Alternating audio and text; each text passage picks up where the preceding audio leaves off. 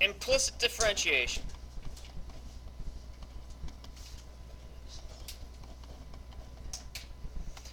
Now, what this means is every time you see something that isn't x, you're going to put like y prime. So implicit differentiation is going to use your chain rule all the time here.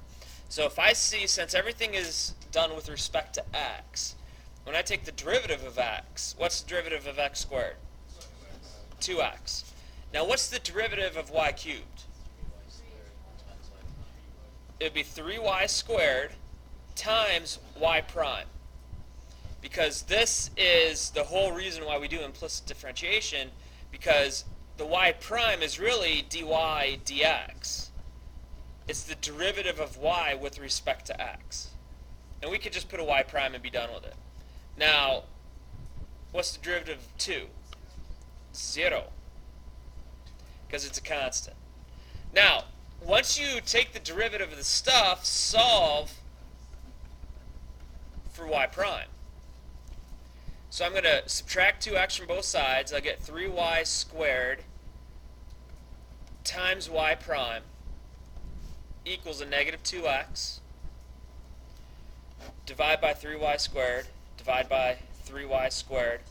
So I'll get y prime is equal to negative 2x over 3y squared. Or you could say this is dy dx. Yeah, that's it.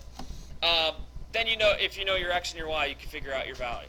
That's the whole thing, is you have to know your x and y values. So it kind of expands the idea of derivatives to different types of functions that we could have. Now, if you have a problem like the second one here, x squared y, use a product rule. Say u is x squared, u prime is 2x. V is y, so v prime is y prime, because it's the derivative of y.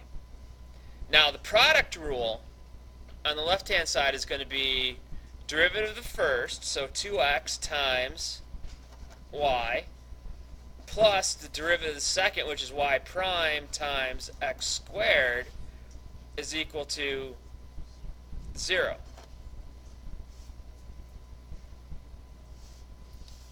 Move over, subtract your 2xy.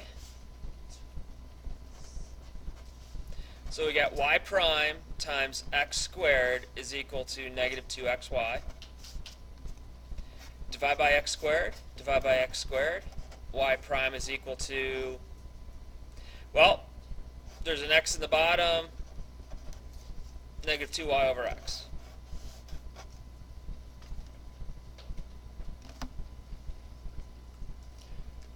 Like I said, this basically takes all our stuff into a different direction.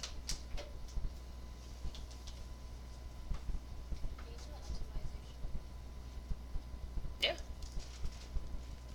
I hope.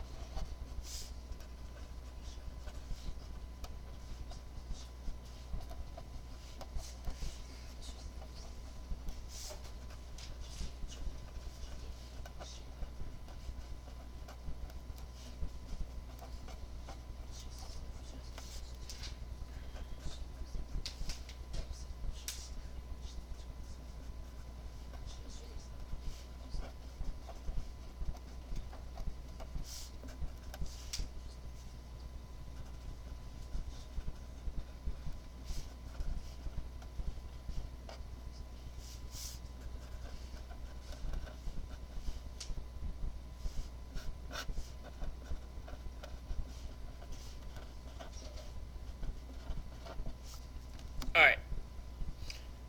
4 square parts of a piece of sheet metal, they're cut out so you can make a box. Open topped. What's the size of the cutouts to maximize the not area, volume. Because it's got to be a volume. If, sorry, 6th hour. I got a long day. I Netflixed a bunch of stuff this weekend, so I'm really tired. So we got a 20 by 20, and we want to maximize the box that we make out of this. So if we go 20 by 20 here, that's 20 feet by, well, let's go inches. 20 inches by 20 inches. And what we're going to do is we're going to cut off squares here. Now, all the squares are the same size. You can always assume that the squares are going to be the same size. So what's the length of one of the sides of the squares? X. So that's X, that's X, that's X, that's X, X, X, X, X. So how much is this or is this part from here to here? And how much is from here to here? All right. Now, what we have to do is we have to create the volume equation. And if we take a look at the box itself, it's going to look like this.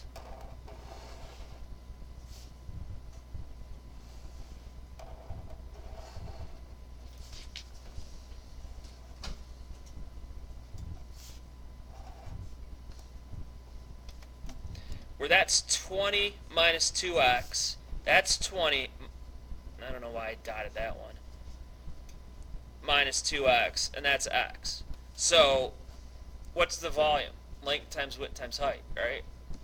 So it's 20 minus 2x squared times x. Everybody okay with that? Alright, I did that so I didn't have to do a bunch of craziness. So V is really going to be 400 minus 2 times 20 is what? Times another 2. So that's 80x plus 4x squared times x, right? So volume is, multiply through by x, you get 400x minus 80x squared plus 4x cubed. Now, first off, let's just stop right there. Is there a problem with building the shape? As in understanding the sheet metal, what you do with the sheet metal, how we're going to bend it into the box that or the tray that we're creating. This is probably more likely a tray for parts of some kind. And after that, coming up with the volume equation. This is not the first time we've done this. Correct? Okay. Now, how do we figure out the maximum value? Derivative. So I need dv dt, or dx. What's the derivative? What do we got here? 400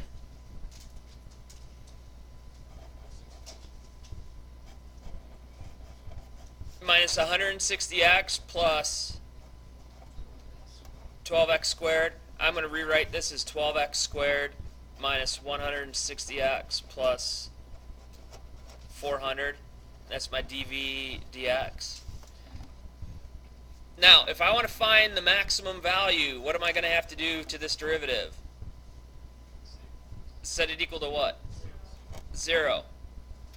Now, the question becomes, can I start dividing out common factors to make this a whole lot easier on us? I know I can go by 2's, right? We could go by 4, but we can't go by 12 because we'd have to divide by 3. And you know the trick to figure out if the number is divisible by 3? Add the digits. What's 1 plus 2? 3. Is 3 divisible by 3? Yeah, so that number is divisible by 3. The entire number is. 1 plus 6 is 7. Is 7 divisible by 3? No, so I can't divide it by 3. So I know that I'm stuck at 4 and I can't go all the way up to 12. So I can divide that by 4. I could divide that by 4. I could divide that by 4. Divide that by 4. At least I know I can do that. So I'll get 3x squared minus 40x plus 100 is still equal to 0. Now, at this point, I would recommend using the quadratic formula before trying to factor this, because you could spend a lot of time factoring it and then find out you can't factor it and then still have to use the quadratic formula. But if you use the quadratic formula, you'll get the answer no matter what. So let's use the quadratic formula. A is equal to 3, B is equal to negative 40, C is equal to 100. Alright, I need the opposite of B, which would be 40. I need B squared minus 4AC. Well, you know what? Since we're using our calculators, why don't we just set it up? X is equal to negative B plus or minus the square root B squared minus 4AC all over 2A. So X is going to be equal to 40 plus or minus the square root of 40 squared minus 4 times 3 times 100 all over 2 times A, which is 6. So then it becomes a calculator problem.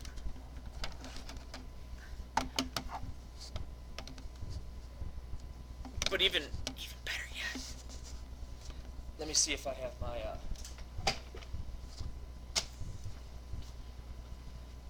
less cool calculator. Still cool, but less.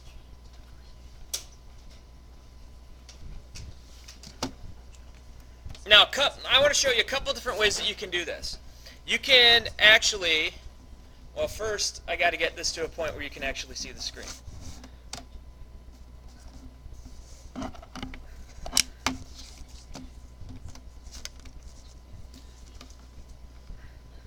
Alright, here we are.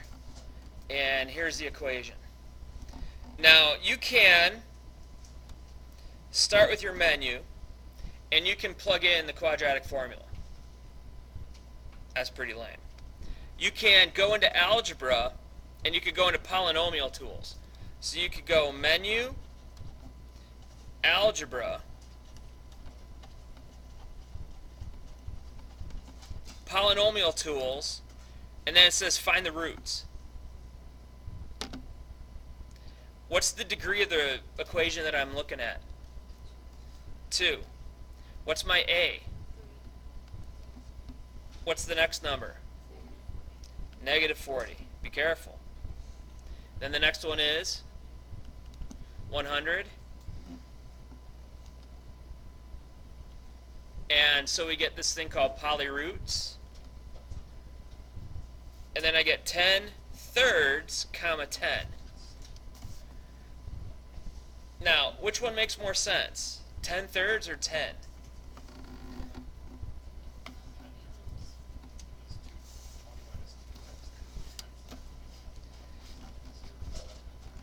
Yeah, so if we go back to our options here, the candidates are x is 10 thirds or x is equal to 10. Now, if you have 20 minus 2 times 10, what do you get? 0. Are you actually creating a box at that point?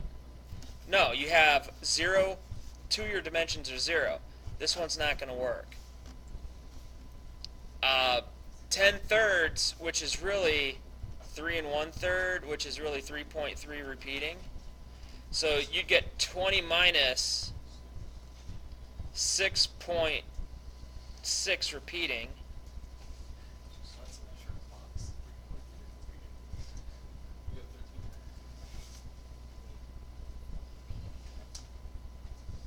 13.3 repeating ish, I think.